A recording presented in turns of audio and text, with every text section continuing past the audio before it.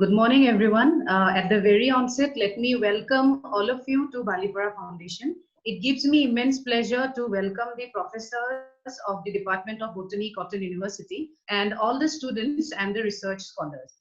So in today's webinar, we shall discuss about the nature, vision, strategy, and objectives of Balipura Foundation with the hope that the ideology of naturenomics would be promoted among the young minds. Let me introduce myself. I am Bernali Datta and I work for Balipura Foundation Rural Futures as botanist. Let me now give you a brief about Balipura Foundation. So Balipura Foundation was born in 2007, and since then it has been working on a community-based approach to conserve nature as well as economics. And this led to a new concept, that is naturenomics. We work with various communities like Assamese, Boro, Garo, Missing, Nepali, Nishti, Adivasi, and also with the joint forest management communities. We have a multidisciplinary team that has been constantly working not only to conserve the environment, but also to enhance their socio-economic livelihoods. Our diverse area of work includes habitat restoration programs, sustainable livelihood generation, biodiversity assessment, agroforestry, community and mindful tourism, regional and international forums, social recognition awards, naturenomics workshops, trainings, etc. We are truly honored to have with us the various experts of Balipura Foundation as resource persons today. They are Saurabh Malhotra, Gautam Barua, Ria Hussain, Dipti Gaur, Karishma Ahmed, and Bankim Hazarika, who will share their insights on how students can explore their career opportunities on various fields, about the various ongoing projects, workshops, internships, and how to conduct the regional and international forums, and also regarding the collaborations and AMOs. Now I would request Dr. Himu Roy to give a brief about the participants and also let us know your expectations from the webinar. Over to you, sir. Okay. Hello, am I audible? Yes, yes. Hello. Well, thank you, Bernali. First of all, I thank Balipura Foundation and its entire team for organizing the webinar in association with Department of Botany, Cotton University. We are very happy to live in such a natural environment which is very rich in biodiversity. But you see, as we have our duty towards our families and society, we have our duties and responsibility to nature also. Now, these are actually the field workers or authorities or personnel who involve in organizations like Balipura Foundations, who are the real corps to safeguard nature, and they also boost economy in Eastern Himalayan region. So, in today's webinar, our participants from Cotton University include faculties, then research scholars, and then students. So what we expect from this webinar is actually we are really enthusiastic, or we are really encouraged with the activities that we have come to know about the in newspapers or say in other platforms, that activities of Balipura Foundation in say in towards safeguarding natures or to boost economy of the entire region is is really appreciable. So we want our students as well as including us also to aware other activities also, which are probably we haven't say or through the meeting today we will be able to know say discussed. Then another important aspect that we are expecting from Balipura Foundation is that collaboration between Department of Botany as well as Balipura Foundation in regard to both research as well as academic activities. Then, as we know, say career opportunities. Generally, what happens and students after generally what say students have in a traditional mindset, you know, all the students they left out with only few of more say so-called professions like doctors, engineers, or academics. But as we know, in today's world demands something more than that, and we have many opportunities which many a time students are not well exposed to or are not well guided to. But actually the field workers or people who are associated with such organizations or NGOs or Balipara Foundation like organizations, they are really working in fields. So they will help students in choosing career options in Balipara foundations. Then as in our departmental curriculum, we have lots of things for students that is included in curriculum, like say interns, say project, then dissertation works, and say any other activities related to academics. So in this case also, I think Balipara Foundations will guide our students to accomplish project or internship work or training or any other workshops. Then not only at student level can we think can we extend this collaboration even to say project related works which may involve faculties as well as authorities of Balipara Foundations.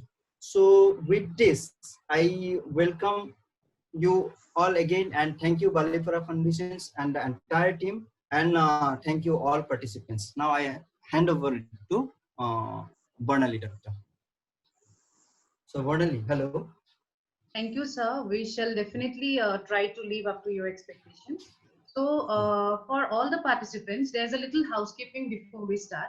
So, during the session, if you have any doubts, then you can just raise your hands or type the questions in the chat box, and we will answer them after the speech of all the resource persons are done. And I request all of you to keep your microphone in mute. And also, you don't have to worry because we'll be having an interactive session where you can directly question our resource persons. So without further ado, let us begin the session. So our first speaker is Mr. Saurav Malhotra, who co-founded the Rural Futures program of the Balipara Foundation, and currently he supervises all the operations in Eastern Himalayas. He did his master's in biology from University of Manchester in the UK. He hails from Assam and is passionate about the Eastern Himalayas, forest and their long-term sustainability.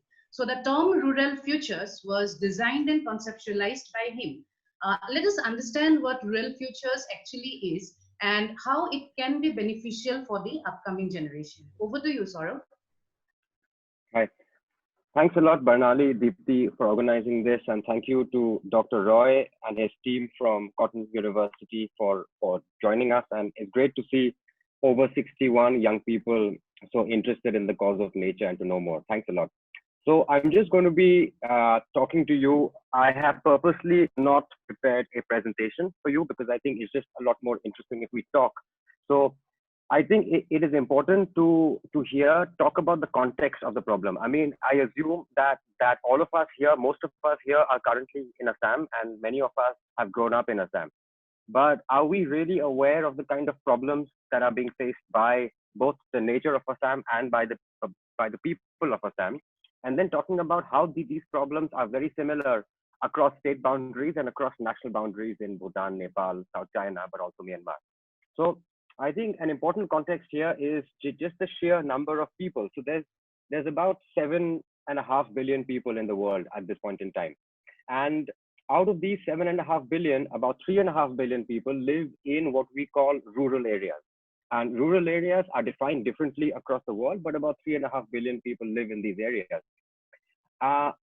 And so half of the world's population lives in rural areas, but about 97% of the wealth of the world is concentrated in urban areas.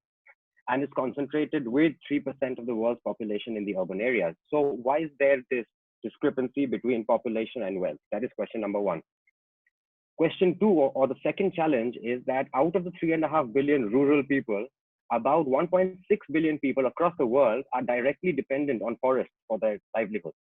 And when I say directly dependent on forests, means they either live within or they live around forests, and they derive all of their livelihood from forests. A huge chunk of these people live in South Asia, and the other chunk live in South America, mostly the Amazon basin of Brazil and Colombia. But the other remaining 5.4 billion people also indirectly depend on forests and natural resources for everything. So the whole world depends on forests. About 1.6 billion people depend directly on forests, but forests are the only case, is the only form of land use which has gone down since human beings have been around on this planet. So the case here that we are trying to tackle is not just of biodiversity conservation, but also of social justice and equity for all the indigenous people who live inside forests and who've always lived inside forests. The main aim of all of our work is to bring wealth back to where it belongs and back to the forest where it belongs. And the reason why I'm saying back here is because much before agriculture, so agriculture was invented about 7,000 years ago. But before agriculture, forests were humans' only source of livelihood and food. So humans were hunter-gatherers and foragers 7,000 years ago. And forests, including the Great Amazon rainforest, we have rainforests around here, which are probably also very, very old, were nothing but large mixed crop farms. So humans have actually helped in enhancing biodiversity of forests. And there are multiple reports now in some of the biggest journals of the world, including Nature and Science, which actually say that humans have been critical to the enhancement of biodiversity of forests like the Amazon, and that the Amazon were nothing but large farms, large forest type agroforestry farms. So what we're trying to do through the Rural Futures Framework is to establish just this, is to get communities, indigenous communities, behind the complete value chain of rewilding and of restoring habitats, from collecting seeds to maintaining nurseries to reforestation.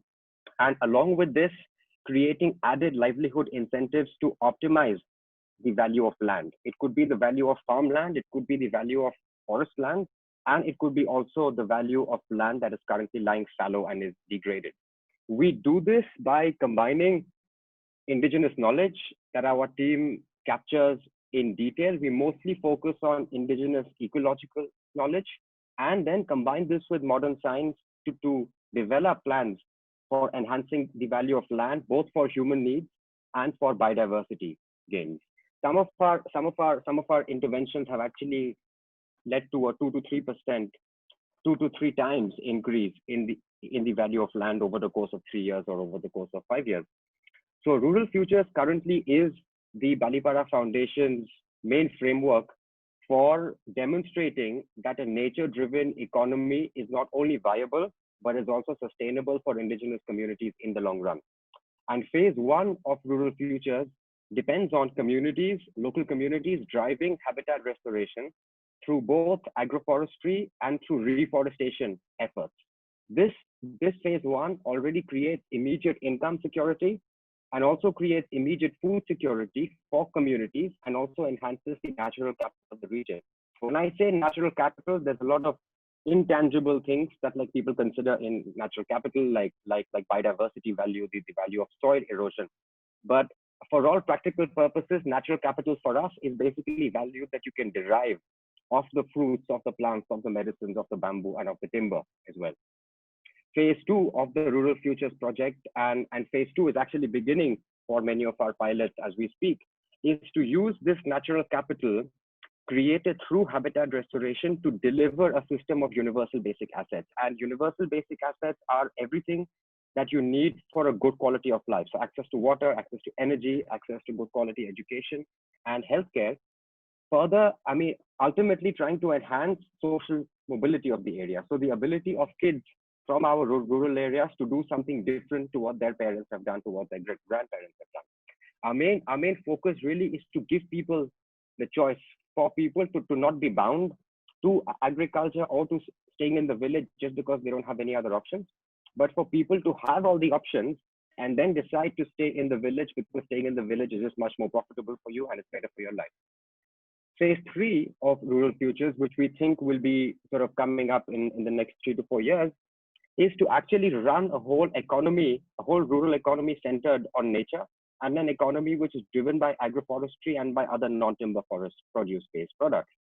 So what we are really trying to do through Rural Futures is to look at the whole complex web of forests, wildlife, and humans, as one interconnected mesh, which actually lives in symbiosis rather than a mesh that does not talk to each other and is parasitic. So these are just some of the main features of what Rural Futures has been for the last 4 years, what Rural Futures is today, and what we think it can be. A lot of the things that we think Rural Futures will gain for the communities, in addition to helping universal basic asset delivery and the right to the basic needs of life, is that we really think that the economy or the global economy has been scaled to a level which is no longer sustainable and which is only dependent on extracting, and it's not dependent on regenerating anything. All of our industries are only extracting, and we have forgotten, at least in the last 100 years, to regenerate where all of these resources are coming from. And the one big problem is that so all the wealth of India is centered in Bombay or in Delhi. All the wealth of the world is centered in London or in New York. But why is this happening when all the coal is coming from the forest, where all the water resources, from where all the hydro energy is made, is coming from forests and coming from land of indigenous people? So in addition to creating a nature-based economy, we want to create a local nature-based economy. And when I say local economy, it does not mean total isolation. It is not about eliminating trade, but it's about communities being self-sufficient for the basics of life. Communities can always export the stuff that you don't need, but it really allows local, regional, and even the growth of national self-reliance, which is actually so important now than ever, because COVID-19 has really highlighted that rural local economies are resilient and are resilient to disruptions in supply chains and in disruptions in global demand. The only kind of economies that have always been running over the last 4 months are rural economies and are agricultural economies, which are local. All economies which depend on airline shipping and trade and cargo, everything worldwide has come to a halt. So there are many reasons to promote localized economies, to promote rural economies, to promote nature-driven economies, and to promote economies which are run by local indigenous people, because the indigenous people are really the guardians of all the wealth that we have. So the team here will actually tell you more in details about the exact ways in which Rural Futures is executed. And we are really happy that all of you are here, and we'll be happy to answer any questions that you might have, and to collaborate in the future. Thanks a lot. Yeah. Thank you, Saurabh, for the informative speech. Our next speaker is an environmental enthusiast, Gautam. I'm sorry. Our next speaker is an environmental enthusiast, Mr. Gautam Borua. He leads Rural Futures initiatives of Balipara Foundation. Recognized for his efforts in creating localized biodiversity inventories, engaging with local communities for conservation and awareness, he has been nominated as a member of REDD+ Working Group for India. He has been a key contributor to preserving the forest through the community-led habitat restoration programs. His alternate interests are in conservation and awareness on herpetofauna, rural livelihood, fungal biodiversity, and endemic plant conservation. He co-founded the Eastern Himalayan Botanic Arc, which preserves and propagates endemic biodiversity of Eastern Himalayas. So Gautam, tell us about the fungal biodiversity work that you have done, and also about the habitat restoration project, and how do you think it can motivate the young minds? Over to you, Gautam. Thank you, Bernali. Thank you, Dipti. To arrange and thank you, Dr. Roy, for and all of the friends from Cotton University. So, আজি মই basically Rural Futures দুটা projector ওপৰত focus কৰি কথাখিনি কম. The first one will be on habitat restoration, and second to fungal biodiversity project of Balipara Foundation. Habitat restoration project to তিনটা component আছে. One is research. Research ত আমি কি কৰিছো? We did one biodiversity audit of the local area there, which is Balipara Reserve Forest. আৰু সেই audit to আমি core zone কৰিছিলো, so that we have a plan of afforestation. This is very important to know the naturally growing tree species in and around the landscape. Otherwise, যদি আমি এখন forest afforestation কৰিব যাওঁ, তেতিয়াও সেইখন afforestation নহব, because anyway we are destroying the forest, not afforestation যদি আমি হে নেচাৰেল যোনটো প্লান্টৰ ডাইভাৰ্চিটিটো আমি মেইনটেইন নকৰো সো হে ৰিচাৰ্চৰ যোনখিনি কম্পোনেন্ট আছে হেবিটেট ৰেষ্টৰেচনৰ বৰ্ণালী অলপ ভালকে ক'ব when she talks আৰু সেকেন্ড এসপেক্টটো হল afforestation আমি কি কৰিছো the afforestation is completely done by the communities so ইয়াতে আমাৰ নাৰ্সাৰী পুলিটো গজোৱাৰ পৰা হে পুলিটো নি ফৰেষ্টত লগোৱা লৈকে গুটে কামখিনি যোনখিনি ফৰেষ্টৰ ওচৰৰ কমিউনিটি মানুহখিনি আছে তেওঁলোকে কৰে so it is very important to approach through the communities কাৰণ এই কমিউনিটি যোনখিনি মানুহ ফৰেষ্টৰ ওচৰত আছে only they know how to conserve a forest because they have been the one who have been living with the forest for centuries so this approach is very important that jodi ami kiba ta afforestation koribo goisu forest eta he jagatur localor pora ami afforestation to koru that is why amar habitat restoration or junkini afforestation plan ase he gute afforestation kini ami community manor through di koru right from the growing the seed in the nursery to plant in the jungle and also to take care of the sapling is done by the community aru enekwa dhoroner korile ki hoy je community juntu tolerance thake eta he gos pulitur upor juntu teuluke logabo hetu ola bahi যায় আৰু নহলে কেনেকুৱা ধৰণৰ হয় যদি বেলেগৰ মানুহে গৈ পেলাই গছৰ জংগলত গৈ পেলাই পুলি এটা লগাব কাৰণে কোনোবাই তেওঁলোকক সহায় কৰিলে তেওঁলোকে গৈ পেলাই পুলিটো লগাই আহিলে বাট যদি সেই পুলিটোৰ কেয়াৰ কৰিব লগা মানুহ পিছত নাথাকে তেতিয়া কি হ'ব হে কেটল গ্ৰেজিংত বা কিবা হৈ পেলাই হে পুলিটো আলটিমেটলি বাচিব নোৱাৰিব বা হে তাৰ মৰ্টেলিটিটো বাঢ়ি যাব কিন্তু যদি কমিউনিটি মানুহে কেয়াৰ লৈ পেলাই হে পুলিগিটা লগায় তেতিয়া হলে হে পুলিটোৰ সাৰ্ভাইভেলিটিটো বেছি থাকে আৰু a plan put in the whole habitat restoration plan all the benefits from the trees are driven to the communities so তেওঁলোকে নিজে গছ পুলি লগাইছে আৰু তাৰ যোনটো বেনিফিট হ'ব তাৰ যোনটো হাৰ্ভেষ্টিংৰ পৰা বেনিফিট হ'ব that goes to the community আৰু ইয়াৰ পৰা কেনেকে কমিউনিটি খিনিয়ে তাহাঁতৰ টলাৰেন্সটো ডেভেলপ কৰিছে কেনেকে তেওঁলোকে পুলিটো লগাই ভাল পাইছে সেই বস্তুখিনি my colleague Bonkim will cover it when he talks about it afforestation আমি agroforestry to plan to আমি include কৰিছো আৰু এই agroforestry plan টোত আমি কিছুমান বেলেগ লেয়াৰত প্লান্ট স্পিচিছ লগাইছো যাৰ ইনকামটো মনোকালচাৰতকে 8 টাইমছ বেছি হয় ইয়াৰ বিষয়ে অলপ বেছিকে দীপ্তিয়ে কভাৰ কৰিব when she talks the next aspect of habitat restoration is livelihood and social mobility so এতিয়া গাঁৱৰ মানুহখিনিকটো আমি কৈছো যে আপোনালোকে গছ পুলিটো গুটিটো লগাওক গুটিটো গছ পুলিটো কৰি পেলাই আপোনালোকে জংগলত লগাওক আৰু তাৰ পৰা বেনিফিট খিনি আপোনালোকে পাব কিন্তু সেই বেনিফিটটো পাবলৈ 15 to 30 years লাগিব so in the meantime তেওঁলোকে কি কৰিব যদি meantime তেওঁলোকৰ এটা alternate livelihood নাথাকে তেতিয়া মেবি তেওঁলোকৰ কিছুমান বেলেগ ওয়েজ বিচাৰিব লাগিব তেওঁলোক বাহিৰত কাম কৰিব যাব লাগিব বা তেনেকুৱা ধৰণৰ বেলেগ কামৰ কাৰণে তেওঁলোকে চিন্তা কৰিব লাগিব so আমি এনশিওৰ কৰিব চাইছো যাতে যোনখিনি মানুহে এই হেবিটেট ৰেষ্টৰেচনত ইনভলভ হৈছে তেওঁলোকক আমি লাইভলিহুড অল্টাৰনেট লাইভলিহুড কিছুমান দিব পাৰিছো so we are working with them for mushroom cultivation এটা ভাল মডেল আছে আমাৰ জৰপা নেকি তেওঁলোকে এটা ইউনিটৰ পৰা monthly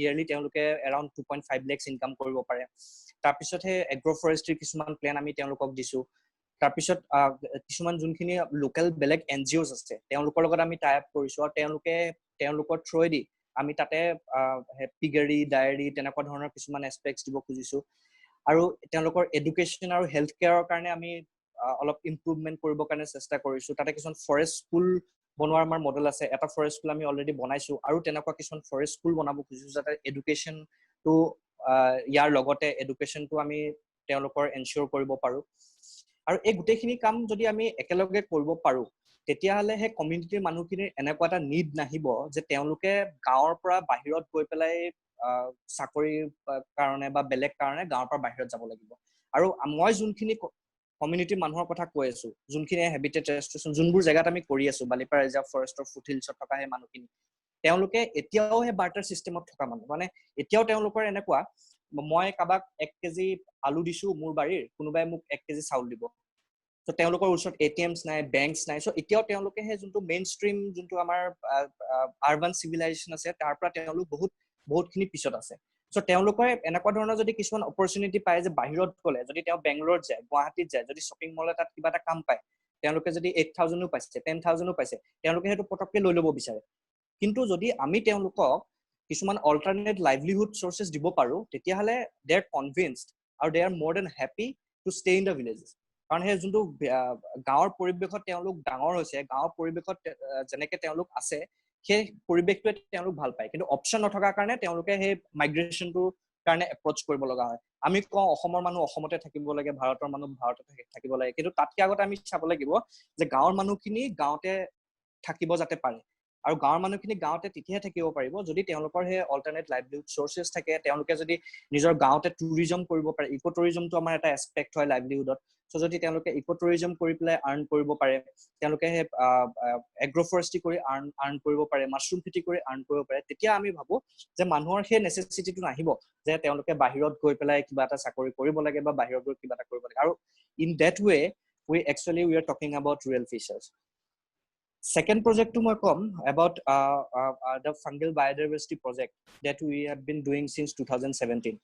A fungal biodiversity project আমি কিয় লৈছিলো কাৰণ আমি ৰিয়েলাইজ কৰিছিলো mushrooms are one of the richest crop when you talk about its vitamin or its nutrient composition আৰু মাশৰুমৰ যোনটো ইনকামটো হয় তাৰ পৰা যোনটো ইনকাম পোৱা যায় লাইভলিহুড পোৱা যায় হেতু অলপ বেছি হয় এতিয়া আমি যোনটো কৰি আছো এতিয়া আমাৰ ভাৰতত 4টা স্পিচিছৰ মাশৰুম কাল্টিভেশন কৰা হয় হে 4টা স্পিচিছে বহুত মানে ইকোনমিক্যালি বহুত সাউন্ড হয় লগতে আমি এটো দেখিলো যে মাশৰুম কিছুমান পয়জনাস কেसेছ হয় বহুতখিনি পয়জন কেसेছ হয় হেতু কাৰণে এৱেৰনেছটো কম সো মানুহে মাশৰুম কৰিব নিবিচাৰে বা মাশৰুম খাব নিবিচাৰে মোৰ ঘৰটো মাই আজিলৈকে মাশৰুম বনাব নাজানে কাৰণ হে ভয়টো আছে মানুহৰ হে ফিয়াৰটো থাকে যে যদি আমি দোকানৰ পৰা আনো এটো বেয়া হ'ব পাৰে পয়জন হৈ যাব পাৰে সো তেনেকুৱা এটা ফিয়াৰ আছে যেটো কাৰণে মাশৰুমৰ মাৰ্কেটটো পোৱা নাই যতিকে মাশৰুমৰ নিউট্ৰিয়েন্ট ভ্যালুটো বেলেগ ক্ৰপতকে বহুত বেছি হয় আৰু সো আমাৰ যোনটো অসমৰ যোনটো বা নৰ্থ ইষ্টৰ যোনটো আমাৰ ইকোনমিক সেটআপ হয় হে তাৰেটো বহুত ইম্পৰ্টেন্ট যে আমি ফুড সিকিউৰিটিটো চাব লাগে লগতে আমি ৰুৰাল হেলথটো আমি চাব লাগে আৰু তাৰ কাৰণে mushroom is one of the very vital crop আৰু এই মাশৰুমটো মই যোনটো কৈছিলো যে আমাৰ ভাৰতত 4টা ক্ৰপে গ্ৰো কৰা হয় কিন্তু চাইনাত আপোনাৰ around 200 ভ্যাৰাইটিজ মাশৰুম তেওঁলোকে ঘৰত কাল্টিভেশন কৰে ডমেস্টিক্যালি তেওঁলোকে কাল্টিভেট কৰে আৰু there are around 900 varieties of edible mushrooms in China আৰু in China if you go to any shopping center or any restaurants you'll get lots and lots of varieties of mushroom everywhere so hetu kyo parise teloke because they were aware aro they know which are the varieties that has got economic importance and which are the varieties to cultivate so hetu egita objective loi pelai we started documenting the fungal biodiversity of northeastern region in 2017 aru 2017 or pa itialeke ami around 600 species document korilu tar bhitor 60 species new to Southeast Asia আৰু 2 species till now has been confirmed as new species to sign আৰু তাৰ ভিতৰতে এটা bioluminescent fungi হয় যেটো ৰাতি glow কৰে so এগিটাৰ লগতে আৰু কিছুমান এনেকুৱা ধৰণৰ মাশৰুম স্পেচিছৰ কথা মই ক'ব বিচাৰো যোনখিনি ওয়াৰ্ল্ডত পোৱা যায় এটা যেনেকে ক্যাটাৰপিলাৰ ফাঙ্গি বুলি কয় যেটোৰ দাম 95 kilogram in the world market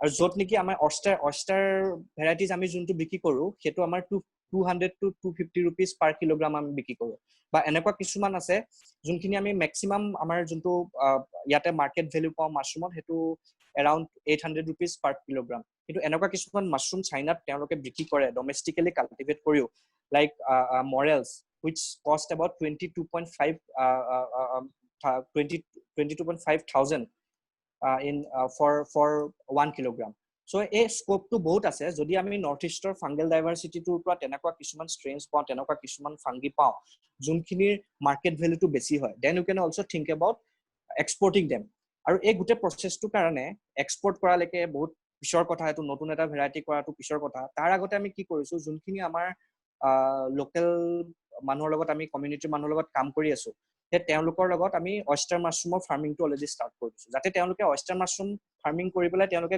গম পাই যক মাশৰুম কাল্টিভেশন কেনেকে কৰিব লাগে এন্ড যেতিয়া আমি নতুন কিবা ভ্যাৰাইটিজ তেওঁলোকৰ আগত যদি পিছত কেতিয়াবা ইন্ট্ৰোডিউস কৰো তেতিয়া তেওঁলোকে এটো ভালছে কৰিব পাৰে so that is also one of the agenda that we are starting mushroom cultivation now আৰু তাৰ পিছত যেটো হল আমাৰ এই ডকুমেন্টেশন প্ৰসেসটো আছিলে এই ডকুমেন্টেশন প্ৰসেসটো আমি এখন ডকুমেন্টাৰী বনালো যোনটো অলপ পিছত আমি ইয়াতে স্ক্ৰিন কৰিম এই ডকুমেন্টাৰীটোত আমি এৱাৰনেছ টুল হিচাপে ইউজ কৰিব পাৰো যাতে আমি মাশৰুমৰ যোনটো মানুহৰ কিছুমান ভুল ধাৰণা আছে সেইখিনি আমি অতৰাব পাৰো আৰু যোনখিনি স্যাম্পল অলৰেডি আমি কালেক্ট কৰিলো সেইখিনি স্যাম্পল এতিয়া ডিএনএ এনালাইসিস কৰি থকা হৈছে আৰু তাৰ পৰা যোনখিনি আমি ষ্ট্ৰেইন পাম যোনখিনি কমাৰ্চিয়ালি ভায়াবল হ'ব সেইখিনি আমি ইয়াতে গ্ৰো কৰিম সো ইমানখিনিয়ে ক'ব লগা আছিলে over to Barnali and thank you everyone again. Thanks, Gautam. That was really wonderful. Okay. So we'll continue with our invited talks then. So our next speaker is Deepti Gaur, who is a PhD research scholar of Tezpur University, who is specialized in greenhouse gas emission estimation and mitigation from rice agriculture. She has also some international publications in her area of research. As an executive of Naturenomics School, her prime responsibilities include coordinating various training programs, workshops, internships in Eastern Himalayan Botanic Arc. Lately, she is engaged in drafting an ethnobotany study. She also conducted many naturenomics training workshops and programs. She is also in charge of the Ghorbari project, which she will be discussing with you guys now. So Dipti, tell us about the Ghorbari project and how do you think it has benefited the local communities and to what extent? Over to you, Dipti. And please stick to the time. You have 5 minutes with you. Thank you. Thank you, Barnali. Okay, so let me come straight to the Ghorbari project. The Ghorbari project aims to create rural future which will be sustainable both ecologically and economically through livelihood generation to be achieved by selling the surplus harvest of vegetables in the local market. Also by maintaining the ecological balance by planting in and around the village.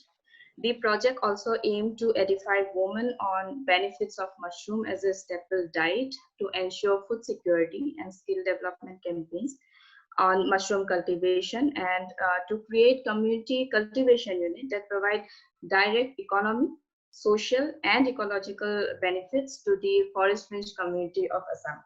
So the project is in progress in one of the village called Baligaon Miri Green Village and will be extended to 9 other villages of Balipara County. So the two main components of the projects are food forest and community cultivation unit for mushroom. So the food forest is a unique model of agroforestry for cultivation and is based on the concept of natural forest that optimally leverages soil, water, and sunlight, flourishing without any human interference, and producing ample food, healthy growth, and contribute to a balanced ecosystem. Here, the planting is initiated by human, and combination of plant tyres are chosen according to the season and the economic viability. Ideally, each layer interacts synergistically with the other layer. Vegetable, herbs, fruiting trees are planted, keeping in mind the vertical height and the horizontal spacing, which can mimic a 7-layer natural forest. So talking about its benefit, they are highly productive, they are resilient through biodiversity and have better economic viability and creates a healthier microclimate. They are naturally grown and have healthy produce. Also, they are perennial source of living with food security. So in this village, which I was talking about, the Baligaon Miri Green Village has a total of 350 households, and each household has more or less approximately half bighas of land. So the set of vegetables in this land can generate a total income of annual income of around 1.4 lakhs to each household, and will obviously directly give direct income to the thousands of villagers. And the next component is community cultivation unit for mushroom, keeping in mind the multidimensional importance of mushroom as Gautam has already discussed. Under this project, we will be setting up 5 community units in each of the village. And this will give direct livelihood to 100 of women in one village and will serve as an inspiration to the rest.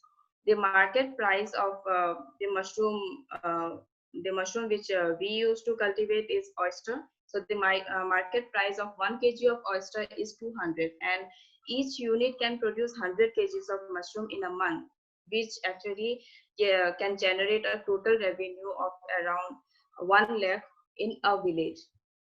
So this in turn will relieve the pressure on arable land and will reduce depletion of forest resources due to overexploitation of timber or non-timber forest produce collected by forest fringe communities as a source of livelihood. So the 5 community cultivation units of mushroom has already been set up in this Baligaon Miri Green village and have already started revenue generation. So the some other works which I also do is as an agronomy executive, we try to conduct naturenomics program, training, workshops, as the one which we are having now with the universities, college, and school. Until now, we have more than 5,000 participants, which has been benefited with this program.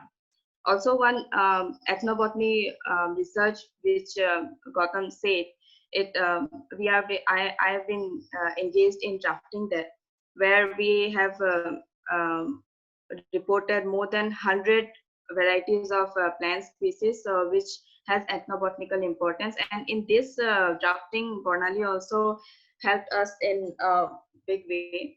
So for this ethnobotany research, Barnali will be speaking.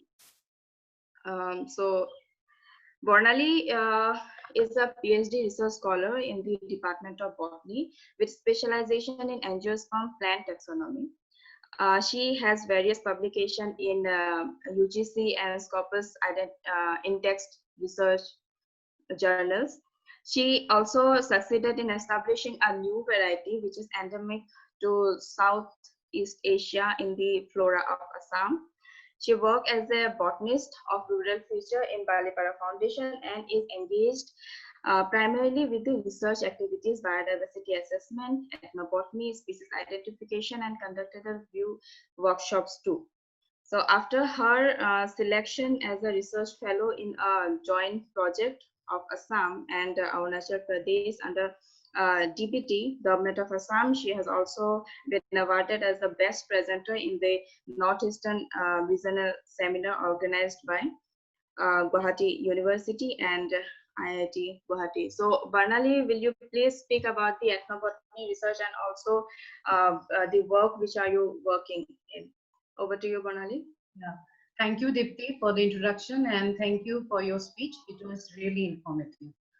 So guys, as I already told that I lead the botanical works of Real Futures, and I'm leading the research plan of Balipara Reserve Forest. What we do as a research plan is that there is an extensive field work that we are doing in Balipara Reserve Forest areas, and by these areas I mean the mountains, the hills. And then apart, we are not just restricted only to the study of the diversity of flora, but we have extended our investigations to ethnobotanical investigations, because you know that ethnobotany doesn't mean only the uses of the plant species. It includes the anthropology too. So by anthropology, I mean that it includes the indigenous communities also.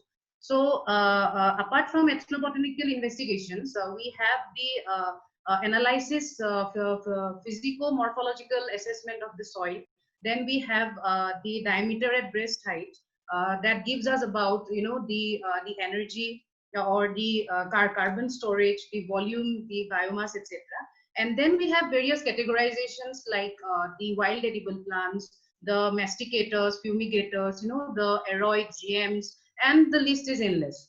And what we do in our survey is that our team has discussed that for to study the flora of a particular area, there are various ways, because you all are from the this department, and you guys must be aware of the various techniques. But we restricted ourselves to the quadrate sampling method, because in the quadrate sampling method, we consider it to be scientific, because we were able to use the we were able to calculate the various diameters, like the abundance, frequency, the density. And out of that, out from those calculations, one of the biggest achievement of this research plan, I mean this habitat restoration model, is that we were able to identify more than 180 species. And out of those 180 species, we selected key species as 110 key species. And these key species, now they are under the Balipara research plan.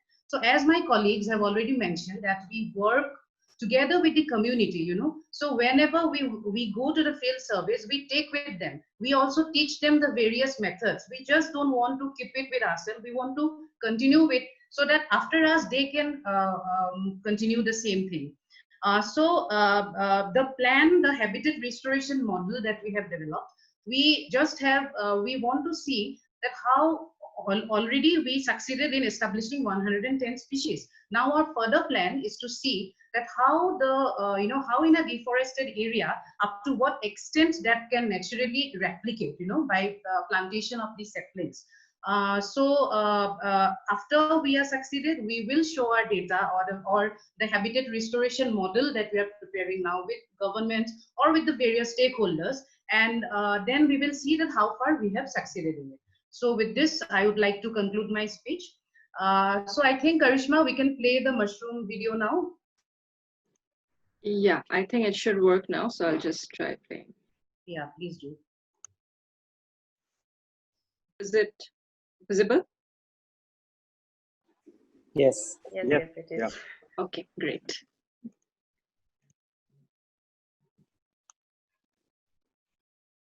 Hidden from sight all around is a whole kingdom of life that connects everything on the planet. It is the kingdom of fungi. Oh, sorry. I think. 1 second.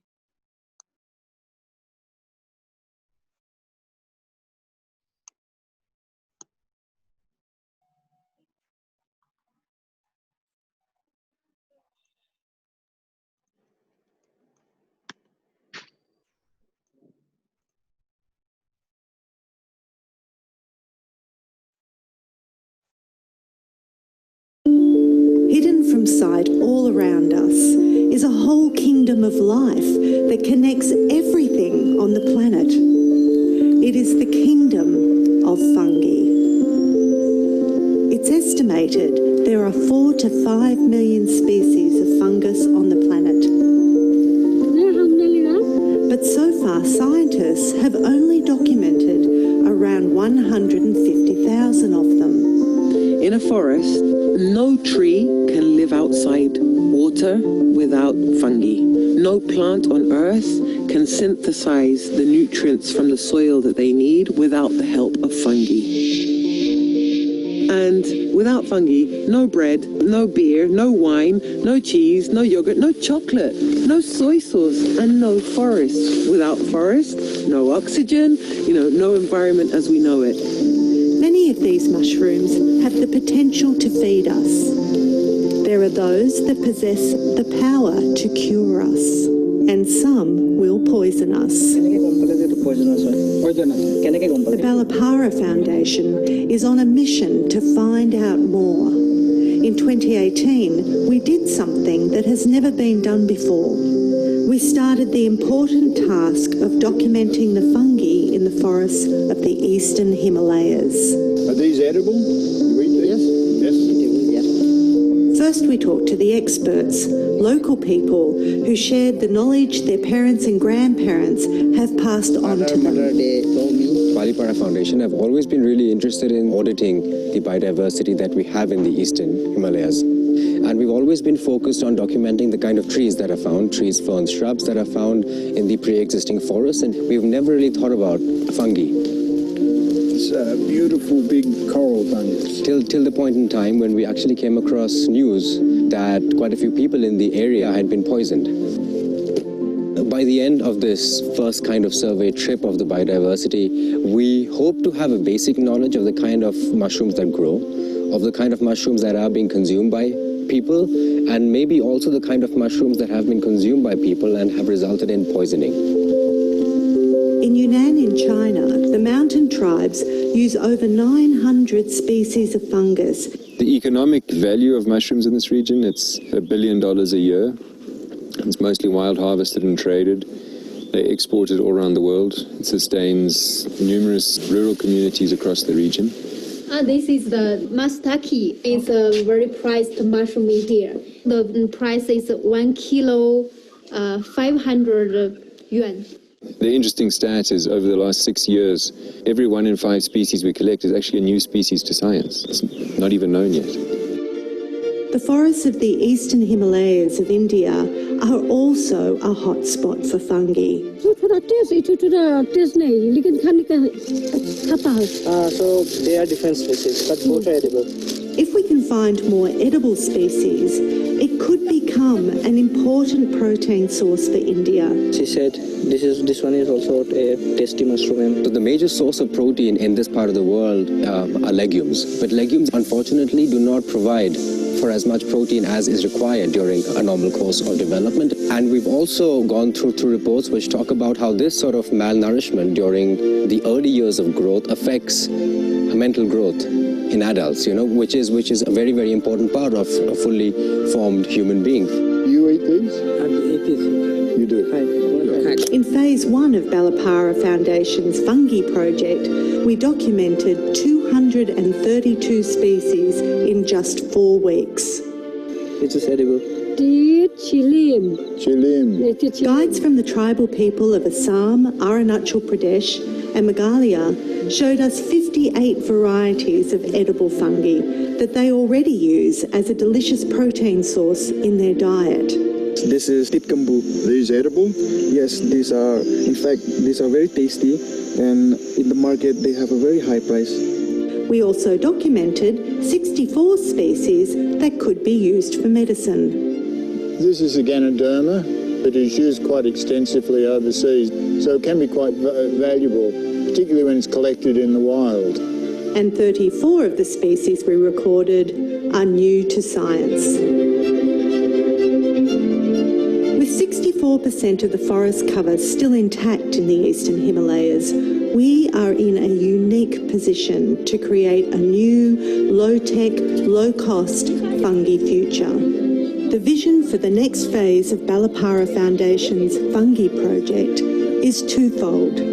First, we want to help villagers safely collect, eat and create a market for forest fungi, adding this important protein source to their diet to combat malnutrition.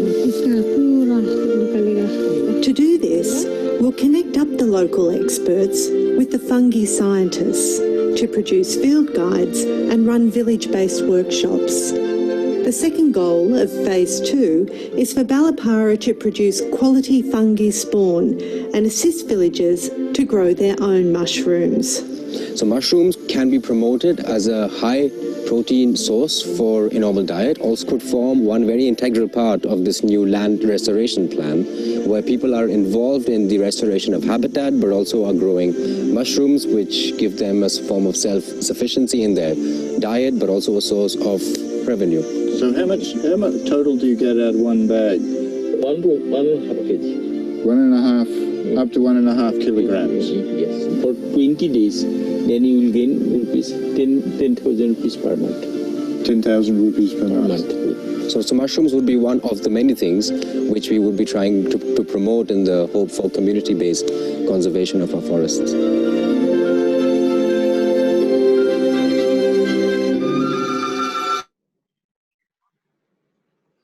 Okay, over to you, Barnali. Thanks, Karishma. That was really a wonderful video. Now, our next speaker is Bonkim Hazarika, who is the Field Executive of Rural Futures. He has the experience of field visits to almost many villages of where our workstations are. And he has also been working very hard at the fields. So Bonkim, please tell us your experience. Like, how do you work with the various indigenous communities? How do you guide them? And is there any basics that you would like to share with the participants today regarding the field visits? Because you have gone to the fields, and some have gone to the field, some students, and some are yet to go. So please share your experience with us. Thank you, Barnaliba. Thank you, Diptiba. So আমি rural areas আমি কেনেকে lifestyle কেনেকে মানুহবোৰে থাকে আমি সবে familiar, but witnessing this lifestyle for the past 2.5 months on a daily basis, more into admiration rural মানুহৰ কাৰণে হেতু মানে has increased several folds. তেওঁলোকে যোনটো কষ্ট কৰি পেলাই আমাৰ habitat restoration যোনটো plantation project টো তেওঁলোকে success কৰিছে হেতু বহুত admirable. So coming to the plantation, so this year we have successfully planted over 3.5 lakhs of saplings, not just random saplings. Amar agote survey hoise Bornalipa teo asile teo logot moi asilo sobe assessed kori pelai 110 species ami find out korisu jibur amar local. So amar jonto project hol labor hetu amar over 200 hectares of area stretch asile aru horure pora this all is coming from from a boy who is in his mid 20s. Horure pora ami conservation afforestation poru ba khunu not ebar dinot ebar hole ami ebur bostu khuni pao, but witnessing this মোৰ কথা কৈছো witnessing this and that too by being a part of it মানে is a মানে feeling of liberation. Hello. Yeah, Bankim, we can hear you. Okay. Thank you. Etia junkhini ami challenges face korisilo fields basically amar plain area nasile, so amar hills areas asile. So etia to amar juntu plantation season hoisile borokunor botor gute, so plants carry kora to the top of the hill and not aru amar workers junpur amak help korisile plantation not only men, there were women too. So তেওঁলোকে বেগত আপোনাৰ plants saplings বোৰ ভৰাই দুটা হাতত লৈ পেলাই হিলৰ টপত লৈ যায় যোনবোৰ weight হ'ব আপোনাৰ around 50 kilos মান হ'ব, তেওঁলোকে হেবোৰ লৈ যায় তাত লগাই আকৌ নামে. so তেওঁলোকৰ কষ্টবোৰ যেতিয়া আমি দেখো তেতিয়া আমাৰ ফিল হয় যে আমি suburban বা urban areas থাকি আমি আমাৰ কিমান physically পিছ পৰি আছো. আমি যেতিয়া ক্লাইম্ব কৰো সেইবোৰ হিল, মই যেতিয়া ক্লাইম্ব কৰো মোৰতো সেই কফিন ডান্সৰ সংটো মোৰ প্লে হৈ যায় বেকগ্ৰাউণ্ড যেতিয়া ক্লাইম্ব কৰিব লগা হয় ইমান top of the hill. So the main thing is we are witnessing a grave environmental crisis. So it is upon us to act. If it is not acted now, then when? If we don't do it, then who else will? Thank you. Over to you. Thanks, Bankim. That was really wonderful. So Karishma, I would now request you to play the video of Kodalguri. Visible? Yeah. Is it visible? Yes. Karishma, yeah.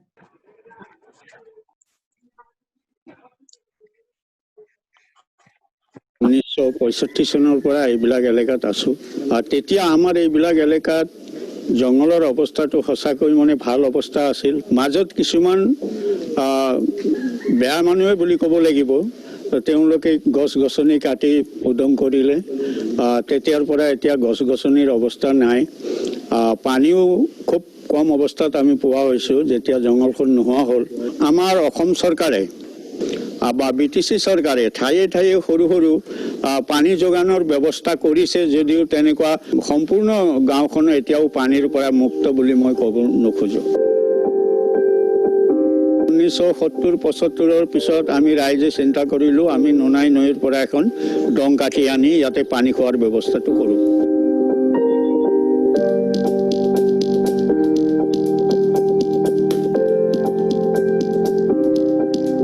Udalguri জিলাৰ Khalingduar reserve ফৰেষ্টৰ ওচৰতে আমাৰ nursery হয় য'ত Balipara foundation আৰু ইয়াৰ কমিউনিটিৰ লগত log লাগি পেলাই আমি নাৰ্চাৰীটো কৰিছোঁ নেক্সট ইয়াৰ আমি আকৌ মানে 3 লাখতকৈ ওপৰত আমি প্লান্টেশ্যন কৰিম তো ইয়াৰ কাৰণে আমাৰ আৰু এটা বেলেগ নাৰ্চাৰীও এটা বনাই আছোঁ য'ৰ পৰা আমি 2 লাখ মান মানে চেপলিংছ আমি ওলাব পাৰিম চ' আমাৰ মেইন টাৰ্গেট হৈছে আজিৰ মানে 20 বছৰ পিছত বা 30 বছৰ পিছত আহি থকা জেনেৰেশ্যনে যাতে সেই আগৰ যোনটো শুৱনিৰ দিন আছিলে সেইবোৰ যাতে ঘূৰাই পায় আৰু লগতে এটা বস্তু হৈছে কি হাতীৰ প্ৰব্লেম তো মানুহে ইয়াতে থাকিবৰ কাৰণে যোনটো খোৱাৰ যোগাৰ তো সেইটো হৈছে কি মেইনলি খেতি তো সেই খেতিত হাতীয়ে আহি পেলাই মানে ডেমেজ কৰি দিয়ে দুজন একেলগে মৰিছে সামুৱেল হাস্তা নম্বৰ সামৰাঙত 14 তাৰিখ 5 মাহ ইমানত দিছে ইভিনিং সময় দিছে তাৰপিছত মহাদেৱ উৰাং 60 বছৰ 2 নং টেংকি বস্তি ডিমাকুছি यहाँ का लोग हाथी के प्रति मतलब प्यारा जंतु बोल के बोलते हैं मर जाता है तो उसको गणेशा बोल के उसको वर्शिप करते हैं क्रॉप बचाने के चलते और घर को बचाने के चलते ज्यादातर मनुष्य चेस करने के लिए जाना पड़ता है 2011 से लेके 2017 तक मनुष्य मरने का कम से कम 80 क्रॉस हो चुका है हाथी मरने का कम से कम 30 क्रॉस हो चुका है फिर हाउस डैमेज 1600 क्रॉस हो चुका है तो इससे मालूम पड़ता है कि मतलब कितना प्रॉब्लम हो रहा है कॉम्पेंसेशन 15 दिन में क्लियर करने के लिए हम लोग कोशिश कर रहे हैं ताकि कि मेरा क्रॉप यदि डैमेज हो गया तो 15 दिन के बाद में वो चीज मेरे को मिल जाएगा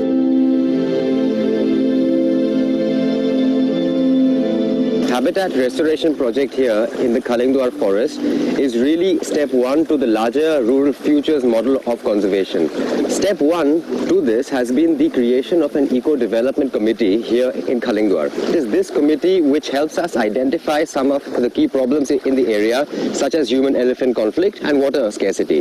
We, over the next 5 years, aim to restore over 5 square kilometers of a prime Asian elephant corridor. The real decision makers of conservation are not the NGOs, are not government bodies, are neither the Supreme Courts.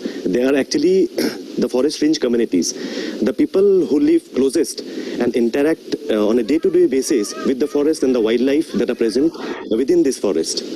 So the challenge we saw in front of ourselves was not about afforesting 500 hectares of land. The main challenge was to actually get the community behind it.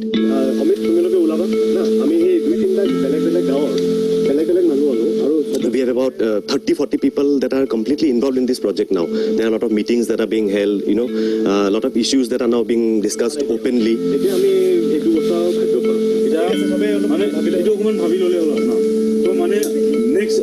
As Balipara Foundation, we are looking at this as a very positive step. We are saying that one project we have started, afforestation.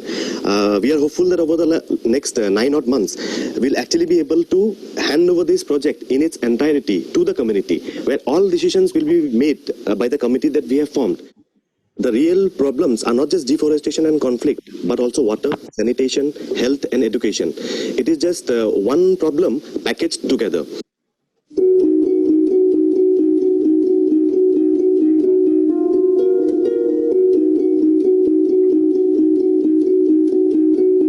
So this is the river Kalsi. The water which is being taken to the village Bormukli where the EDC site is being made. So this is the only river where the people make their bunds and make a drain, a big larger drain and take to their villages. So this is the main drain which the people have made. Drain goes through the forest and comes out to my village. And it is being diverted to different houses where they have made the reservoir and they use the water for their different necessities.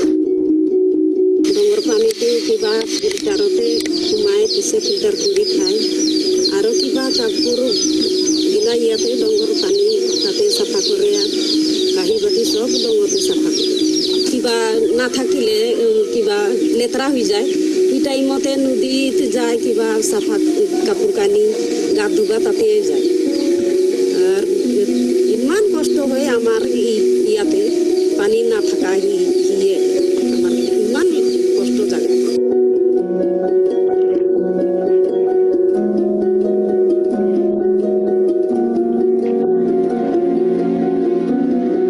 Water 24/7 project of the Balipara Foundation here began really last year in December when I came and lived here in this village for about 2 months. that actually led me to propose that we really need to be finding local solutions to global and complex problems. If these channels are reinforced and closed up, the water will be stored in a closed tank. Therefore, it will be free from contamination. There could be a tap at the end of this reservoir with a UV filter to provide people with clean drinking water. This really would be a local way to fix a problem which cannot be fixed by digging groundwater wells. Places need local solutions, and the solution here in the Udalguri district lies in tapping the worth of the Dongsia.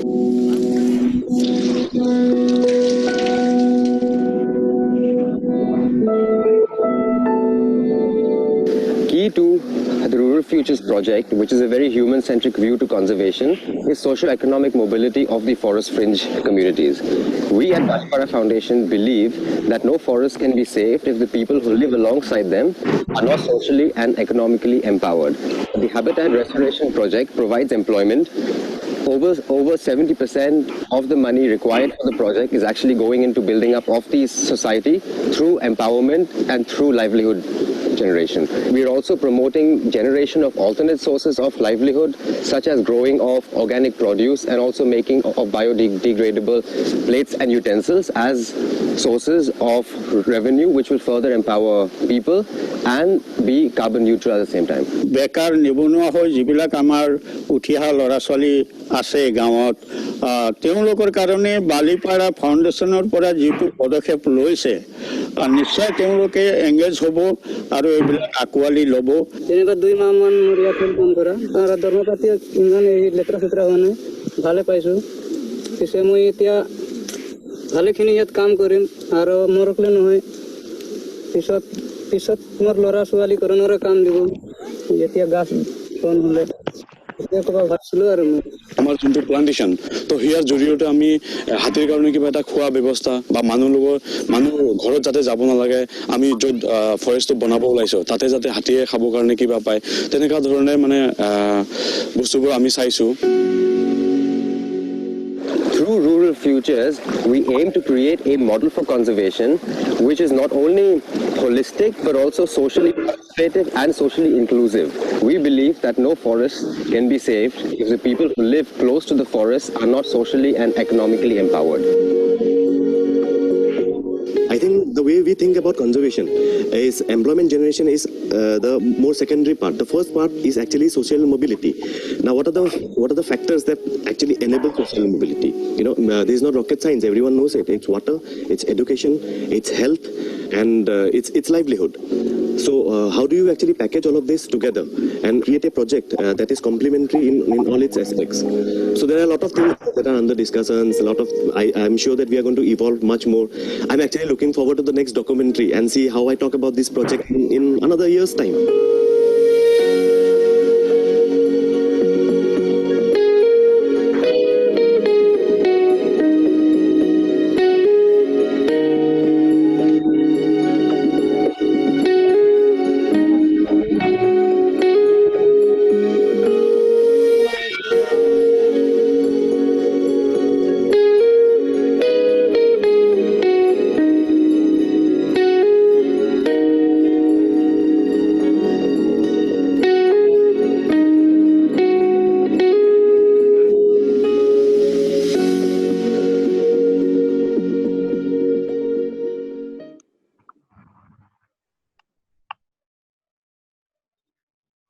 Thanks, Karishma. That was a wonderful video. I hope the participants are enjoying along with us. I'd just like to add one thing. আমি অলপমান টাইমত অলপ আগত আমি মানে হেৰি কৰি আছো, so I would request all of you to please cooperate with us. We just have a few speech left with us. So our next speaker is Karishma Ahmed, who heads the Forums and Communications at the Balipara Foundation. Her efforts are centered around strengthening communications through digital platforms, managing branding objectives of the organization, and curating forums and dialogues regionally across Eastern Himalayan capitals. A postgraduate in social sciences, her other interests include socioeconomic research with a special focus on gender empowerment and ecofeminism. So Karishma, you have been a part of the team over the past 4 years.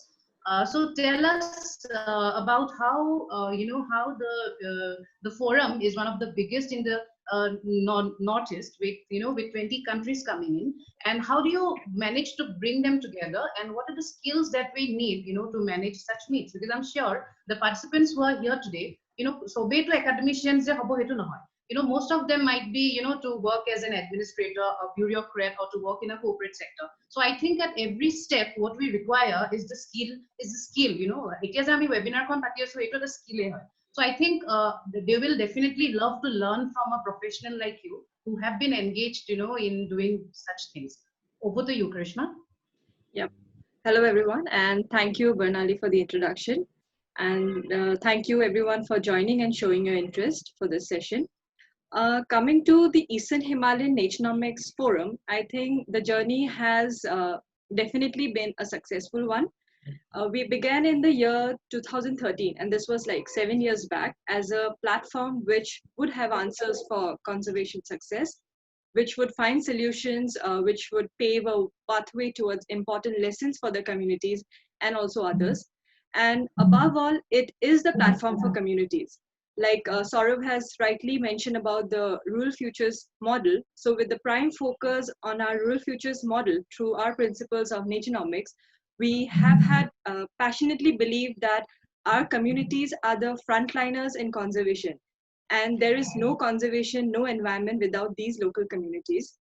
And I think that's where the Eastern Himalayan Naturenomics Forum stands as a platform to learn from them, to learn from our communities, to understand their stories, their actions, their challenges on how they are restoring it or how they're protecting it. And coming to, and if I could, to answer the question, how we are doing it or how we have managed to bring people together, I think firstly by understanding why we are doing it and how important this is. This is for a better future, a better rural future. And I think in this transition, transition towards the rural future, we believe that progress happens by bringing people together, and bringing people together from all walks of life who have the drive and the influence to make a positive change, make a difference, leading to a sustainable future. And secondly, it's not a single day task or even a month, but it actually takes the whole year to bring people together in one platform. It's actually all about building connections. What is prime and what is key here is networking. Networking is really key and like very, very important. Doing some research and finding out the right resource, connecting with the resource to understand their perspectives, work, and how we can actually learn from their framework, their model of work. And I think once we build that connection, we realize that the world also needs to listen to this person, learn from him, which might mobilize action for actual implementation for what we call the Naturenomics framework. And I think that's it. And other than that, it's all the teamwork. As a team, we actually relished the challenge of working at a really fast pace, adapting to a wide range of projects, activities, and forums. And it's all towards helping shape the future of the world. Yeah, I think that's it. Thanks, Krishna. Thank you for the speech. আমি এটা অলপমান PHNF video to some. It's just a video of 3 minutes, so I'd request everyone to enjoy it. Yeah. Just before playing the video, I would also like to mention that how we are doing the Eastern Himalayan Naturenomics Forum every year is it's divided into 2 days. So first day is actually the forum part. Second day is also forum, followed by the Balipara Foundation Social Recognition Awards. And Balipara Foundation Social Recognition Awards actually plays a very important role. So far, we have actually recognized 103 local communities, people who are actually contributing towards the earth. So this actually defines the success of the forum, actually defines the success of the awards program, where we have been able to bring forward their effort, their initiatives in front of the global world, where actually we see more than 20 countries coming in. So I think this video, which we will play now, will actually give you a highlight of how we are doing it. And this is from 2019. And I'll just play the video.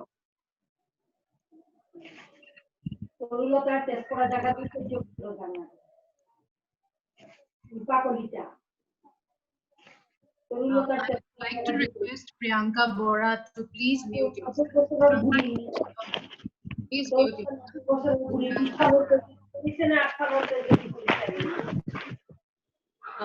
Priyanka Bora, can you just keep your audio on mute? Yeah, I'll just share the screen. Is it visible? Yes, yes, it is. I think the whole idea was to have fun, and somehow, it's become this whole thing where every year we have to sort of plan a speech. I believe that we can manage the biosphere, something that has taken 5 billion years to actually evolve. We start to blame each other. So that's the issues today in New Delhi also.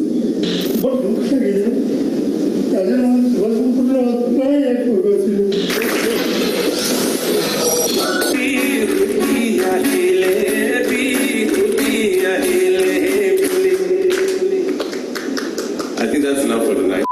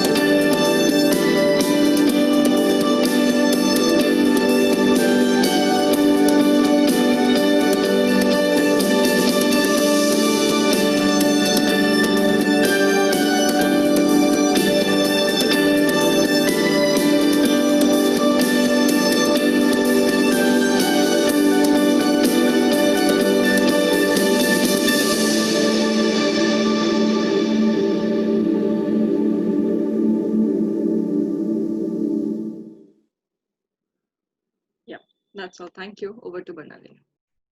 Thanks, Karishma. That was a really wonderful one. So I would now request Ria Hussain, who is the custodian of Real Futures. She is a master in social work with a specialization in livelihoods and social entrepreneurship. Ria has an overarching role to play various verticals such as human resources and administration, internship programs, along with organizing naturenomics workshops to disseminate the nature-based learnings. And she recently was recognized as the Vice Curator for the Global Shapers Hub Guwahati, which is a voluntary leadership initiative by the World Economic Forum. So Ria, tell us about the internships. If any participants who have joined today, if they want to join an internship, then how do they have to proceed? what is the advantage that they are going to get after the completion of the internship period in Balipara Foundation, and also tell us about the MOUs and also the volunteership programs. Over to you, Ria. Thank you, Bernali. Thank you, Deepti. A very good afternoon to everyone. Dr. Roy, thank you so much for having us on board and keeping your options open for the students, especially all research scholars and faculty members. Thank you so much again for having us on board. I have a little presentation because there are quite a few elements with regard to what I want to present. So I'll just quickly share my screen.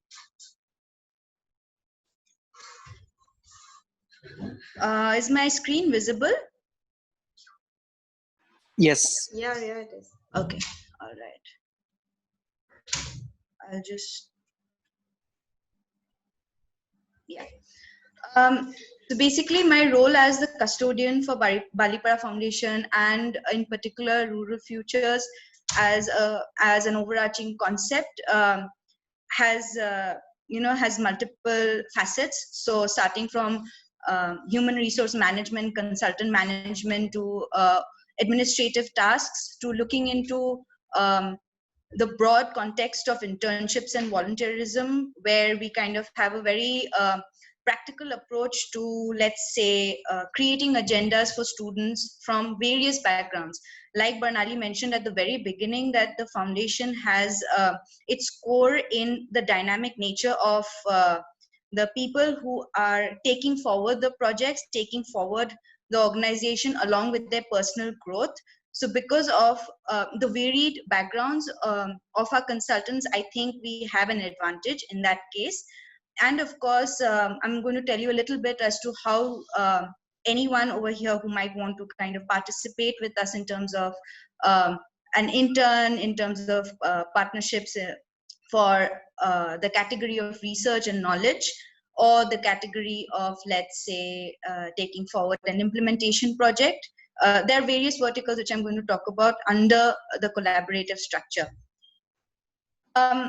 So I'm going to kind of highlight quickly the values of Balipara Foundation, because unless and until, when people think of the administrative category or department in an organization, when they think of the human resource management department, they kind of neglect the idea that, we are also entangled with whatever's happening on ground. We are also entangled with the idea and have to kind of absorb the concept of let's say, the foundation or the organization, and intrinsically have the values imbibed in us, right? So the three core values that we have are in terms of nature and economy coming together. And this is a theoretical concept, a trademark concept by Balipara Foundation, founded by our founder, Mr. Ranjit Kaur Thakur. And this concept is called the Naturenomics concept. Then we have valuing of indigenous cultures and traditions, where we, like Saurav has mentioned, like Karishma has mentioned, like Deepti, Bernali, and Gautam have kind of highlighted the importance of safeguarding our ecosystem services through the cultures and traditions of the communities. And as and when, and fingers crossed, we hope that Cotton University kind of, and this particular department, botany department, engages with us, you'll get an idea. Bankim also spoke about how they have survival tactics in terms of living within a forest, and hence the appreciation towards their ways of living. And lastly, building resilient communities. Now we are at a point in, or at a junction, let's just take the example of 2020, where we have a pandemic, where we are going back to our local communities, back to our local markets. We are dependent on our local economic structure rather than a larger structure working in force. So I think that needs to be highlighted, and this resilient community has a helping hand through the implementational concept of Rural Futures. Now, in terms of, let's say, human resource management and the various verticals that we have, first I'm going to highlight a little bit on the different verticals of the foundation, which is communications and forum, headed by Karishma Ahmed. Then we have strategy and research, which is looked into by Joanna Dawson. She's not here with us. Then we have the advocacy team, where we kind of talk about the very, very disturbing issues, like let's say the Bagjan incident, or we talk about issues like the Dihing Patka incident, and how we can implement or kind of integrate the ideas of rural futures, naturenomics in these degraded, disturbed scenarios, and kind of take forward the idea of conserving natural assets, not just for us, but also largely for the communities living within those regions. Then we have the Human Resource and Administration Department. We have the three most important aspects of the foundation. One is the habitat restoration, afforestation vertical. We have something called the Elephant Country, headed by Jyotirmoy Pujari. He's also not with us here today.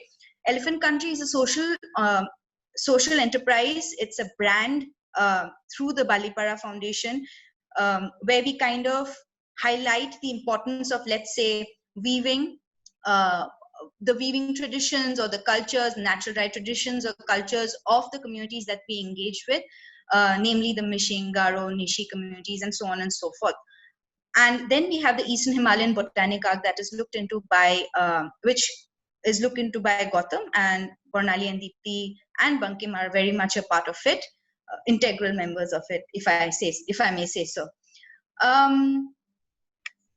Then coming to, let's say, the elements under human resource management, and if you ever want to get in touch with us in terms of career prospects, like Dr. Roy said, you know, the objective of having an interactive session as such is to also kind of broaden your horizons as students, as research scholars, or, you know, any form of partnership that you may like to. But let's begin with, let's say, applying for a job per se. We have something called an email ID called the contact@baliparafoundation.com hyperlink here. So the first round is usually you sending us your CV. And then we have a couple of rounds where we go through your CV. Then we have a telephonic interview with the HR department and with the team lead. Then we have a face-to-face interview with the team lead again, of whichever vertical that you're interested in and you want to specialize on in terms of your specialities or your interests per se. And then of course we have after induction, after signing of the contract, we have an induction round if and when you're chosen. And the induction round does not only entail, let's say, your introduction to the team members or your introduction to your task, but it also entails the idea of immersing you completely into the value structure, into the framework of the foundation, where there is a field immersion process taken, where you're taken to Balipara, you are shown around all the project sites, and you kind of have a knowledge base set in a span of 6 months, a probationary period of 6 months, to work further with your own ideas, if and when you have them, and also of the tasks or activities allotted to you under your vertical. Now coming to internship opportunities. Again, we have, let's say, the vision, mission, and objective of the internships, where our idea, our holistic or long-term vision is to, let's say, look into conservation and preservation of a natural heritage in the Eastern Himalayan region, from the snow line to the sea line. Then again, coming to how we would implement it, which is the mission, by developing symbiotic models for community conservation through technology. I think we cannot emphasize on the importance of technology anymore, because it has become so large scale that, I mean, we've just launched our internship program virtually. So we have currently we have about 6 interns, a couple from Azim Premji University, a few from Assam University, I think from the Department of Botany, if I'm not wrong. And then we have a couple of interns from Delhi.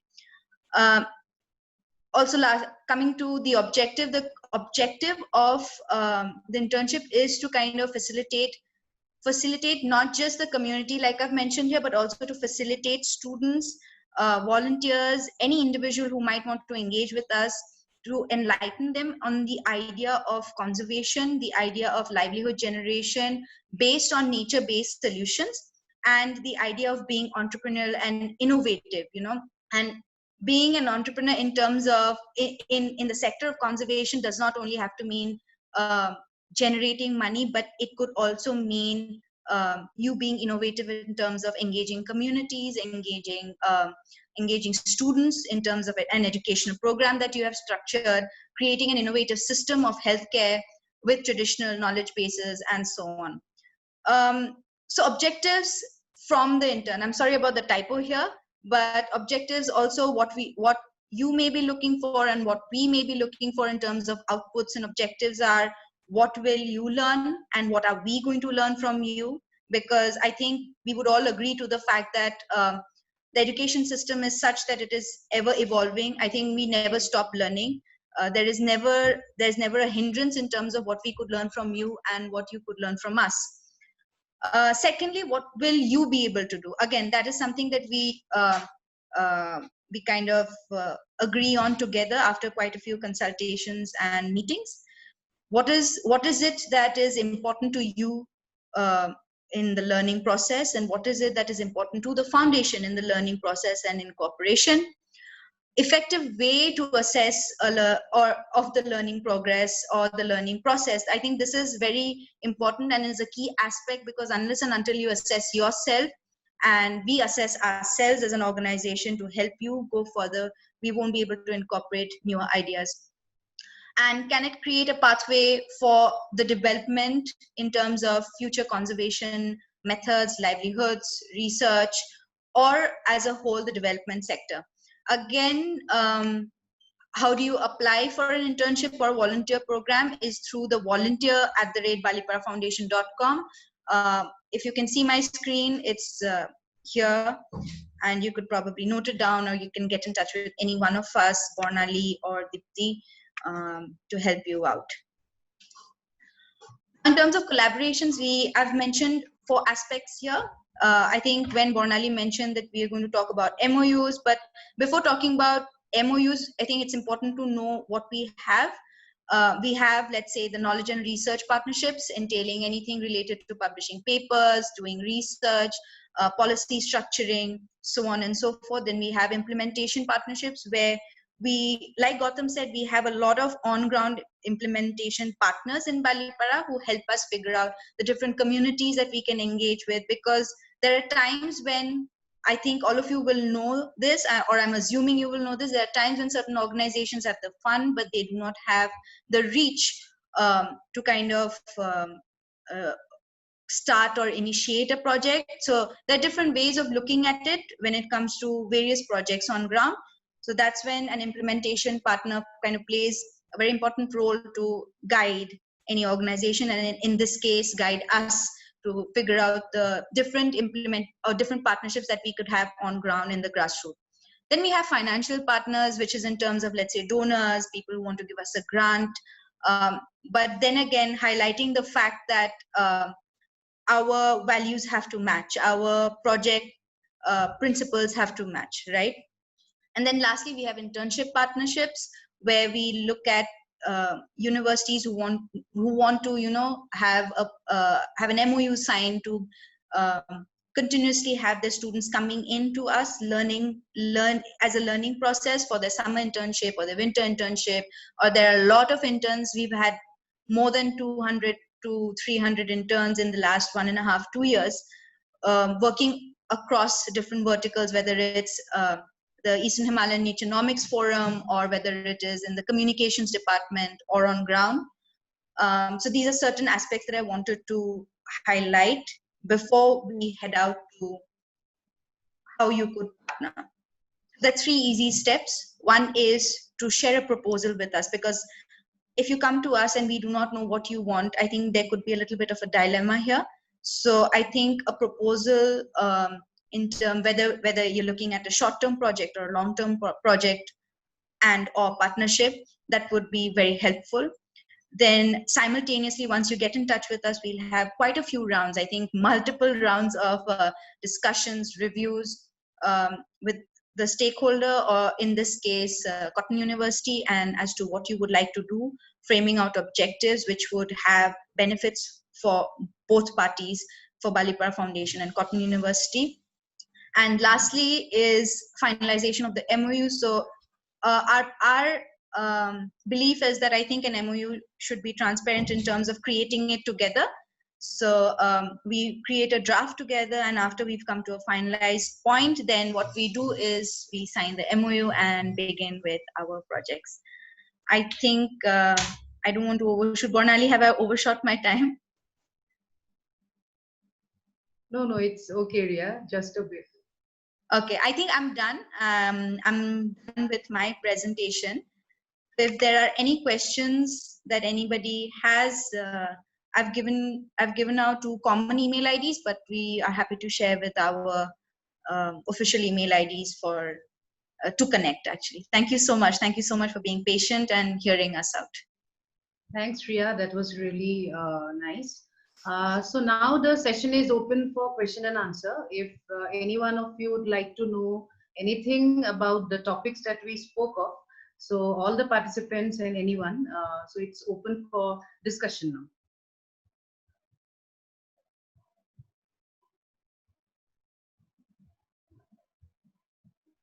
Any questions from the participants? যিকোনো কথা হ'ব পাৰে তো মানে তোমালোকৰ যদি যিকোনো doubt হৈছে you can raise your question on any issue কিবা যদি বুজি পোৱা নাই বা কিবা যদি আৰু অলপ জানিব মন গৈছে we just within 5 seconds we can complete that কাবাৰ কিবা যদি ডাউট আছে I think we were all very, very clear, Barnali. Yeah, that's what. Or the opposite, I don't know.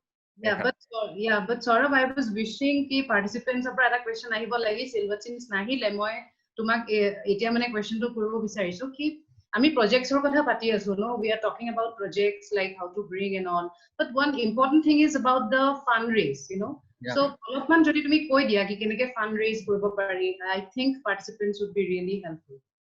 Yeah.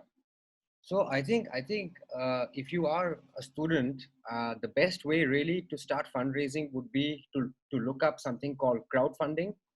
I think many of the activism programs now in the world and many of the community and citizen-led research programs have all been crowdfunded. So crowdfunding really works that you have a clear idea of what you want to do and the objective, and how your objective will not only impact 1 or 2 people, but will impact a large number of people.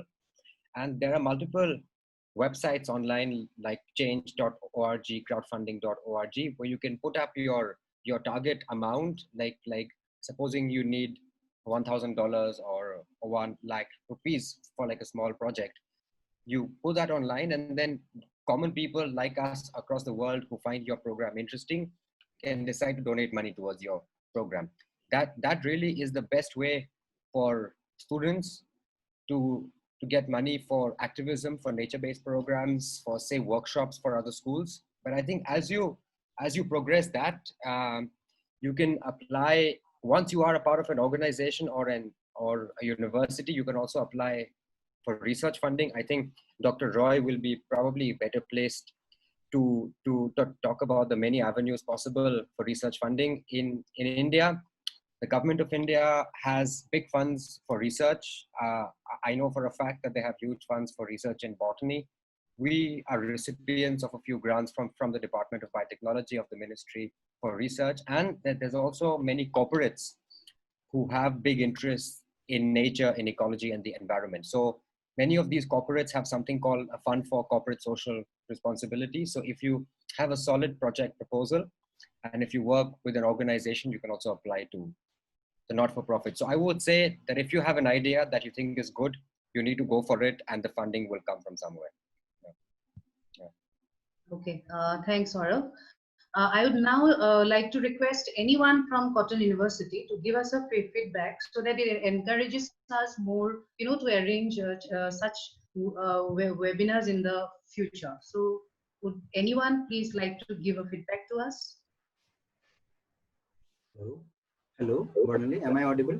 Yes, you are. Well, first of all, I would like to thank Saurabh Malhotra and his entire team, who has they are really working excellent as I have gone through, they are actually real workers who involved in field and other issues. He has raised many issues like highlighting problems and challenges not only in society, different structures of society, but also he has highlighted how to be with the natures. Together with the natures, how can we can go for developing the economy of our regions. And one more important thing that he has highlighted, that development of rural area is very important. Unless and until we develop our rural areas, we won't be able to bring prosperity in our nation. So in addition to that, what I like most in what I got from his mission and vision is that he is trying to have access all facilities and all kind of resources to all level of peoples. So that is really quite excellent and wonderful. And Balipara Foundation, since they are valuing indigenous knowledge systems, and that indigenous knowledge system, now we understand. In fact, everybody we understand the value of indigenous knowledge system, how it can be how it can be used for development of economy in the entire current in the current scenario of our lockdown situations. Then is Gaurav Barua, who has really done nowadays. See, we are facing lots of problem in habitat destructions. So because of habitat destructions, we are losing every day. We are losing many of important species, and many of the species has already come under rare and RAT status, that is rare, endangered, and threatened status. So I think habitat restoration programs will not only restore some of the species or the species that is already planted in the forest areas, but one tree is planted in a forest means that is for say uncountable number of species, right from microbes to other associating species. So that will be helpful for and conserve indirectly not only that particular species which are planting, but also other associating species will get benefit. And fungal diversity and development of rural economy through our mushroom cultivation is one of the very key aspects. Today we are talking because of many a time we are having food, but because of lacking proper nutrition, many people are dying. So I think mushroom cultivations or those who are interested to say take it as a mission wise for commercialization of this mushroom cultivation is really required, and I think that can be collaborated with the help and guidance of Balipara Foundations. Then Deepti Gaur, who has enlightened us with different aspects of Ghorbari project. Yes, it is a really wonderful listening you to different aspects of Ghorbari project. Then Barnali Doctor here, she has spoke to issues related, of course, to floral diversity and ethnobotany. Then Bankim Hazarika, so he, what I have come to know from his speech, that he has he has taken leaderships to cultivate more than 3.5 lakhs of samples. That is after well planned and well assessed of this well assessed through different aspect and well planned manners that belong to 110 species. So it is it is really a very encourageable plan. Planting one samples and carrying them and bringing them up to the tree level is very difficult, and planting 3.5 lakh samples of plants as and carrying all those through with the help of community is really encouraging, because one people cannot do all these things. And as we see in right from different celebrities to politicians to different eminent academics, researchers, every time before in any organization we used to go for plantations, but how much of those plant saplings really come up to really grow up to tree level? That is a question, because otherwise we wouldn't face the problems that today we are facing, because after planting the saplings there is no one to take care of those plants.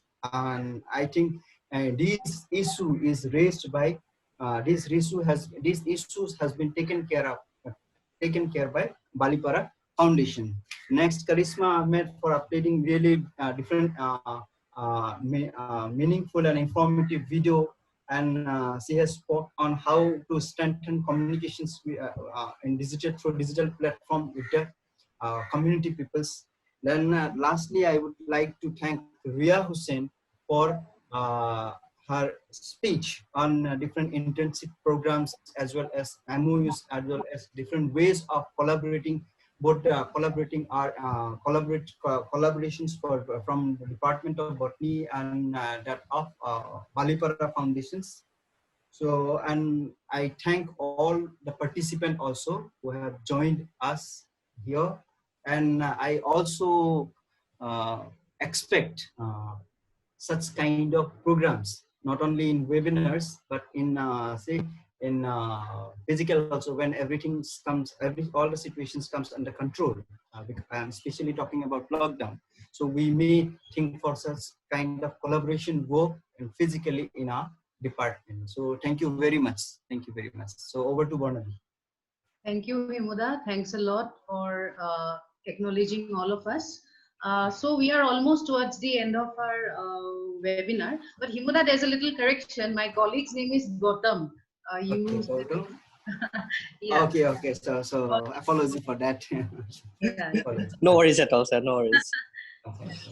Now I would like to request Deepti to conclude conclude our session and give the vote of thanks. So what do you?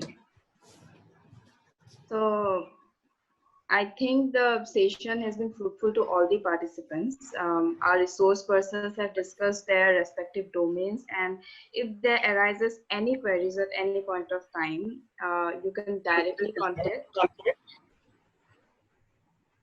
Sorry? Okay. So so I was saying, if any queries arises at any point of time, you can directly contact us, or you can also go through the email IDs which were shown by Ria.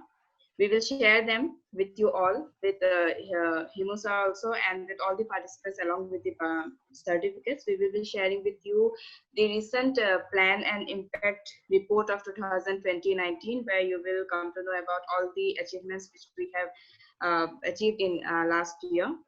Along with that, we will also share with you the documentaries which were screened, and you can also browse more about the Balipara Foundation in its official website, YouTube, Facebook, Twitter, and all other social media handles. I would, if you need to know anything more about our work in the domains in depth, if you want to know, you can contact us. Maybe we can, we would love to actually organize such sessions with you guys again. We would love to do that, and it will be our pleasure if at any point of time you feel like to explore new ways to contribute to nature and communities. You all are most welcome. Yeah, and lastly, I would like to extend my heartiest thanks to all the participants, to the faculty members, students, research scholars. Hopefully this session is a fruitful one to you guys. We as an organization always encourage youth participation to come forward and to work to build a healthy, clean and fresh green environment. So that's it. Hope to see you again soon somewhere. Hello ma'am, I have a query. Sure, please. Yeah, please. Yes ma'am. So ma'am, like in the recent times, it has been in the news and other media, like the indigenous people living in reserve forest or any such protected area, they have been evicted by the government, and the government has their own reasons for it. Like they say it's for restoration, but then it is seen that the same plot of land is given to some builder for construction and also such purposes. So I want to know, is the foundation doing anything to break this chain and to make the sides meet, like the bureaucracy, the common man, and the nature? Like, are you guys doing anything to clear the misunderstandings between these three elements: the bureaucracy, the nature, and the common people? Okay, that's a beautiful question. Saurav and Gautam, would you like to answer? Prerna? Any one of you? Saurav, would you like to answer? Yeah, I can just start, and then I think maybe a few can add on. So, Yeah. Prerna, that is a very valid question, and we believe that indigenous people belong inside forests, and it is my personal belief. You cannot quote me on it. That I think national parks also make no sense. So wildlife sanctuaries and national parks have made no sense in the history of the world, and especially in places where there are so many people and where indigenous people have been the original guardians of the forest. What you've been following in the news is true, and there is probably a lot that you haven't heard because it's not in the news. What has been happening is that I think there's a huge need for industrial land. So industrial pressures are growing, and there is no land left anywhere else in India apart from forest land or say land that belong to indigenous communities. We are working in a way to propose alternate plans to the government. So we understand the government's need for revenue and for money, and we understand the government need for land, but what we understand more is that indigenous land needs to be protected. So we have devised and presented alternate plans for generating the same amount of revenue to the government as opposed to coal mines and hydropower dams. Yeah, and I think, but we need help from young people like you, because I think in cases like this, what you have to create is mass activism. So if one person talks, nobody listens. But if all of you get together and talk and repost our posts on your social media, repost on Facebook, talk to newspapers, give interviews, go out on the streets and protest whenever you can after the lockdown, I think that will really help the whole community. Gautam can add another. Yeah, sure. Yeah. So basically, I mean, we have also seen the trend that when you talk about the ecosystem also consists of human. You cannot exclude the human bit from the ecosystem. When you talk about elephants, spiders, snakes, lion, all the animals and all the insects and plants in the ecosystem, the human are also an integral part. So the communities who are actually kind of living closest to the forest, they are also a very much part of the ecosystem. So we just cannot like force them to evict from there and to settle somewhere else. When you talk about a core zone or buffer zone, the communities, the local indigenous communities who have been there for like time immemorial, they are actually been the part of the ecosystem. So if we kind of remove them from the food chain, from the ecosystem, then actually we're destroying the whole ecosystem. So these are the things, like Saurav said, we need to create the awareness. Though we have these models of habitat restoration, but we still need everyone's consent for this kind of awareness. Thank you. Thank you, everyone. Thanks, Saurav. Thanks. Okay. Any more questions?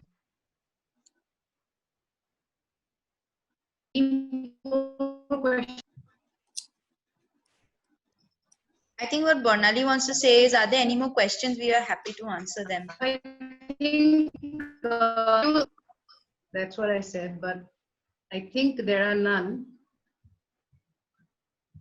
There are no questions, Riya. So I think we can wind up a session today. So thank you guys. Thank you, Gautam. Thank you, Saurav, Riya, Karishma, Bonkim, Dipti, and all the participants. And Himuda, thanks a lot, for having us today. And with this, I would like to conclude the session here. Thanks, guys. Stay safe, all of you. Thank you so much. Thank you, everyone. Thank you. Thanks. Bye. Thank you, everyone. Have a nice Thank you so much.